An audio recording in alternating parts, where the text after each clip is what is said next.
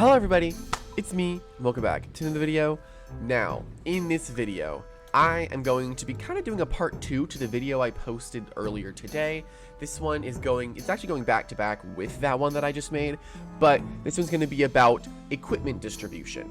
And I'm assuming that everyone pretty much has all the equipments they kind of need. You basically need 6 of each equipment at all times, but it's okay to have a little bit less. Like there's a few equipments I only have 1 of, and some of 0, because I haven't gotten around to going to get them.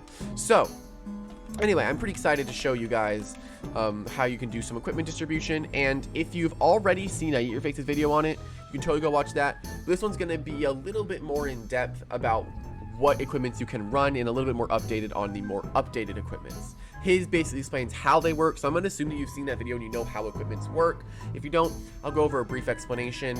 Basically, if I had a 100 speed stat with Springling, I use this, and I have a 60 health stat with Springling, I go down to 40 health and 120 speed. So that's basically it. So yeah, with Amber Trap Fly. So anyway, I'm gonna get straight into this, and I'm going to explain it the best I possibly can. So let's hop into this. Alright, so what I'm gonna do now is actually start off with one of the doodles I know way too much about, Springling. Now, what you want to use with this thing's just an all-out offensive late game cleaner, possibly wall breaker, depending on the opposing team. Now, you might be wondering, why doesn't it break walls because of hidden strength? Well, it's very frail, and usually wall breakers want to be able to switch in a few times and deal damage. This thing can really only switch in versus not very effective attacks, and really only like 2 neutral attacks, so it's a little harder to play with. Now, basically, with your equipment, what you're going to be doing here is you're going to be focusing on your offensive stats and your speed stats. So what I would do here is start with a doodad. You might be asking yourself, can you go feathered hat if you wanted to for a little extra defense? No, because recently you've started to run, you want to be able to run soccer blast and deal extra damage, so you can go ahead, go with a doodad. Now, next thing that you want to do, this is where you can actually get a little diverse with your equipments. Now, I'm going to be looking at 2 equipments here, Juniper Necklace or Swag Juice. Swag Juice is here if you want a little bit of extra damage and slightly, and a little bit of bulk. Now, that's good, but I can also go to Juniper Necklace, which gives me 8 health and 8 speed. You might be wondering, what really does that do? I'd rather offensive stats. Now, the reason you could want this over the Swag Juice is to outspeed other Swag Juice Springlings, because Swag Juice Springling is very common, meaning you can disarm them and quick strike them first, so you are alive and their Springling's dead if it comes down to that tie and it really matters. Juniper Necklace is what you would really want to use, so I'd probably recommend using Juniper Necklace over Swag Juice. Swag Juice is if you want extra damage. Juniper Necklace is honestly probably the better option in this instance, so I would go Juniper Necklace here.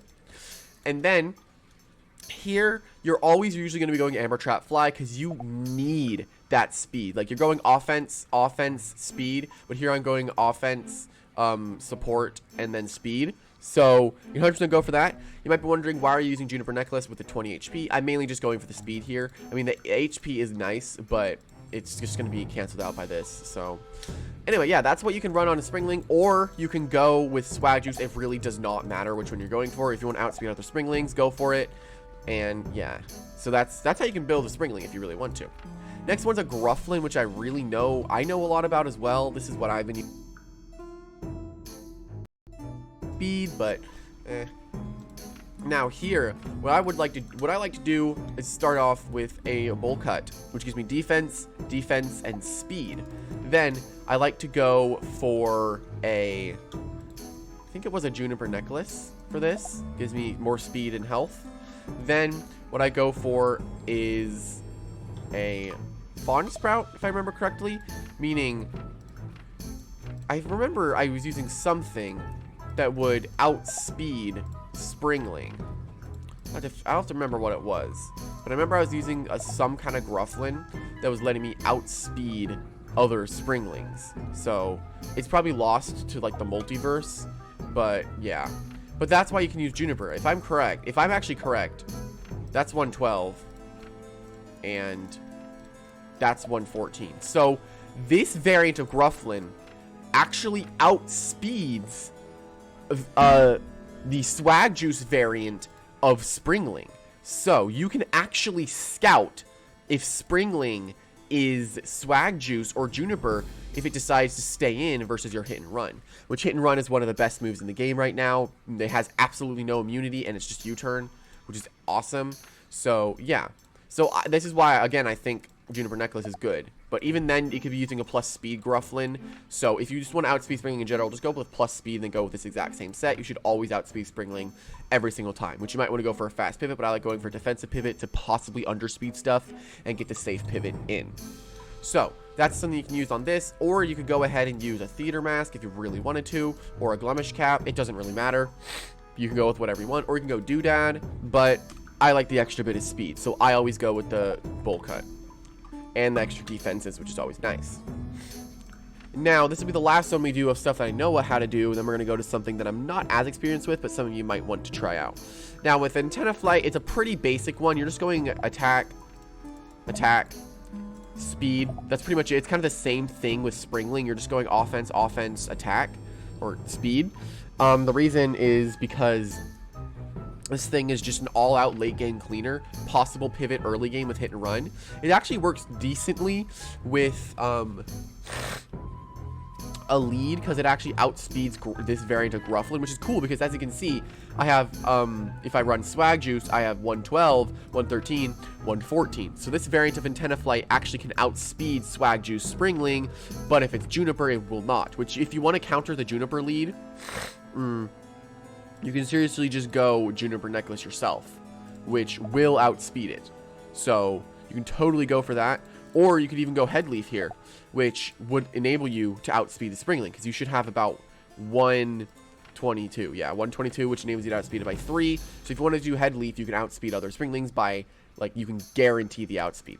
But I do like the offense, the immediate offense here. Gives a little bit of one-hit potential over just giving yourself a little bit of extra speed. So, I gone over a few things that I know how to use. Let's go into a few things that I don't really know. Now, I'm going to go in my PvP box and actually look around for stuff that I think I could maybe try to build equipments on. Let's try Draco Thread as an example. This is extremely, it was a meme set that I used, so please do not use this. It's not good. Please don't use it. Now, the basic thing we're going to be looking at here is our health and our speed. Or no, attack and speed, sorry. You're going to be going basically full off. Pretend this is attack, blue attack, and we have stitching, which this is basically used crayons or leftovers or health amulet, whichever one you prefer calling it. And then we're going to be focusing on all-out offense here, I think. You're going to be doing this, this, and that. Basically, you already have an incredible speed stat of 110, so you don't even need any extra speed. You just want to go full-out offense. We're getting literally 26 extra attack here. And we get an ability called Spool that boosts our typeless moves, and plus we get double stab in disarm and wing slash. So not a lot of things want to switch in against that. Plus, in the future, if this thing ever gets hit and run, it's gonna be ridiculous. But it also gets Scapegoat and Yarn Snare, which is basically a sticky web but minus attack. So you can totally go ahead and use this thing if you wanted to, but this is actually not comp viable, so you can't even go ahead and use this anyway. Let's try something that is comp viable and you can use in the tournament if you really wanted to. Let's go with a Glubby. Now, I haven't used Glubby in forever, so this is probably a very outdated moveset. Probably not even going to be good. I think all this thing does is Acid, Rain, and Belch, which personally I don't think Glubby's very good at all, so you probably wouldn't even want to use Glubby, but I'll try my best. Honestly, I'd start out here with a Theater Mask because the thing's already really slow, so it can get defense and magical attack, which is going to be very nice for it to tank attacks. Then here, I would go for either a Rock Candy or a Crystal Shard, boosting my defenses even more. And then I'm going for a Pizza Slice. I'm going basic full defense here, basically going to be spamming Belch, hoping things get poisoned. So that actually seems, it makes Glubby extremely bulky. Like, the only thing it's losing is speed, which you're gaining a little bit back. So you could possibly outspeed other Glubby variants that are not using Crystal Shard, and they're running something like Rock Candy or something. Like, they could totally be doing that. But, yeah, I think, hopefully I got the point down on how to build around what you're going to do. There's a lot of different things you can do. There's a lot of different speed tiers. There's a lot of different stuff you can do in this game. But You can totally build however you want, and it's really up to what you want to use. And if you have any questions for equipments you want to run on certain doodles, you can comment them down below, and I'll do my best to help you build them. But anyway, I think we're done here today, and I'm going to see everyone in the next one. Bye-bye!